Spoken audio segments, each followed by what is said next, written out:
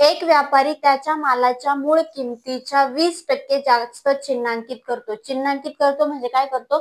छापील किंमत, आणि त्यावर 15% सूट देतो. त्याची नफ्याची टक्केवारी शोधा.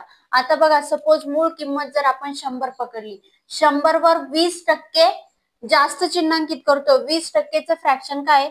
20 एक 20, 20 पाचा 100, 1/5. पण वाढवतोय म्हणजे काय होईल? 5 एक 5 आणि 6, 6/5 गुणिले 15% सूट देतोय. 100 वर जर 15% सूट दिली तर शिल्लक किती राहतात? 85.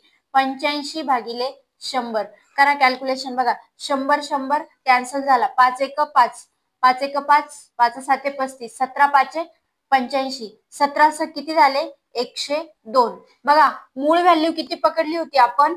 100 वर किती झाले? इकडे 102 झाले. किती रुपयाचा प्रॉफिट दिसतोय? किती रुपयाचा प्रॉफिट दिसतोय? 2 रुपयाचा. आपल्याला विचारलं कशामध्ये? पर्सेंटेज. मूळ किंमत किती होती? 100 गुणिले 100. 100 100 कॅन्सल, किती टक्के? 2% नफा झाला.